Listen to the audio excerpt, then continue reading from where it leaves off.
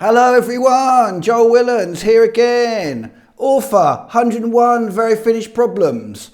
And yes, as you can see, I today am wearing a massive hat, scarf, and as you may have guessed, that's got something to do with the fact that the weather has taken a dramatic turn for the worst. So I've been away, I've been in Spain, sunny Spain, 27 glorious degrees. I came back about 3 or 4 days ago and I flew straight into a snowstorm.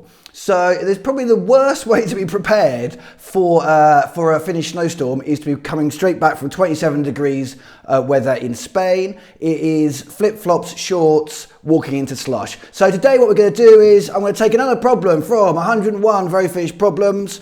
And I am going to discuss that and talk about how it can make your life better if you live in Finland or if you are coming to Finland. And the problem that we are going to discuss this week is, cue drum roll, when you need to wear 15 layers of clothing to stay warm.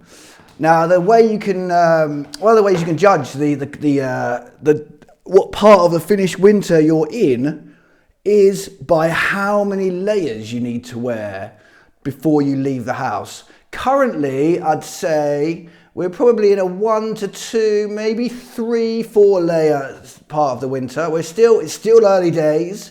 It's going to get a lot darker. It's going to get a lot colder.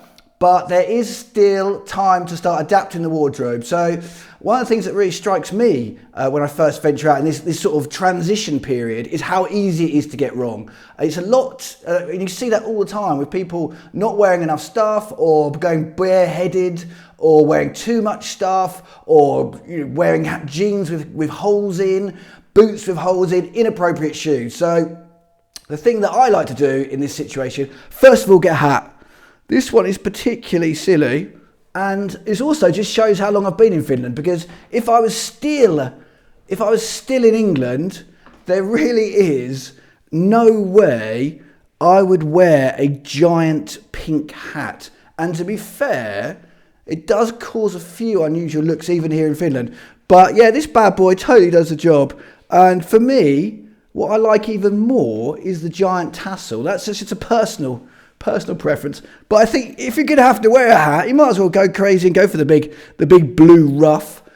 So that's absolutely key. And of course, the problem with this one, when you're wearing it in the house, is that it does tend to make the old head a bit sweaty. But so this is particularly good quality wool, warm, and very, very bright pink. So in those dark days when you're crossing the roads, you don't get smacked into by a particularly enthusiastic driver. Secondly, of course, scarf. You've got to have your scarf. Here I am, quite literally flying the flag with my Suomi scarf. Although I must admit, it's not mine. It's my son's who bought it at a Finnish football match, which Finland proceeded to lose to some mighty team like Slovenia.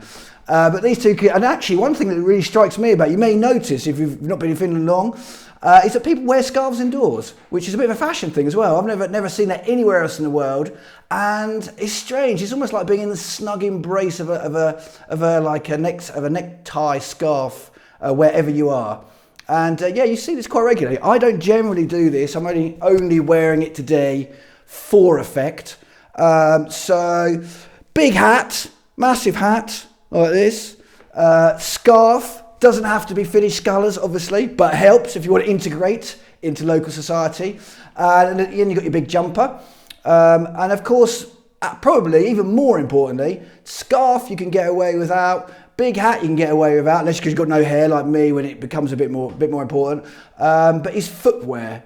I mean, the amount of times I've walked through Finland or walked through the streets of Helsinki, got into one of those puddles that looks like it's quite shallow, but is about like half a foot, and then my feet are soaking wet, there's slush coming in. It can be a disaster, and it can ruin your day, particularly if it's like you get wet feet and it's probably not going to get wet feet when it's -5, but if you're getting slushy feet, next day you go out, it's really cold, you've got freezing toes. The logical progression is toes get like frostbite, amputation. It can go horribly wrong. So, top tips obvious to an extent, but if it gets really, if you start getting into Finnish winter, I mean, how many times I've seen people like, so people, my dad's a great example actually. He came to Finland midwinter. I said, Dad, make sure you prepare. It's going to be really cold. He turns up in a leather jacket and a tiny little scarf. I took him outside. I've never seen a man's lips turn purple so quickly in -20. And he's never come back to Finland in the winter since. So it seems obvious, but some people can get a bit cavalier. So yeah, what I suggest is if you just arrived, if you're here for your first time, big hat, doesn't have to be pink, scarf obviously. Oh yeah, gloves. Don't forget the gloves. Never forget the gloves. They're also crucially important. But probably the thing that's most least understood in terms of walking around is decent footwear that is not going to leak and doesn't leak and is warm.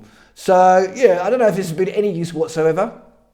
If it has, be sure to subscribe where we can talk at our next or later on this week, more problems from Finland's most popular English language non-fiction book, or at least it was about a month ago, who knows now. And that was problem number 7.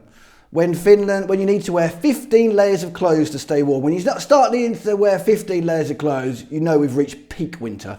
So yeah, wrap up warm, hat, scarf, gloves, shoes, and subscribe with gloved hands or with hands without gloves, whatever you like. And hopefully, I'll be back soon with another top tip or problem from Very Finnish Problems. Thank you. Moi moi.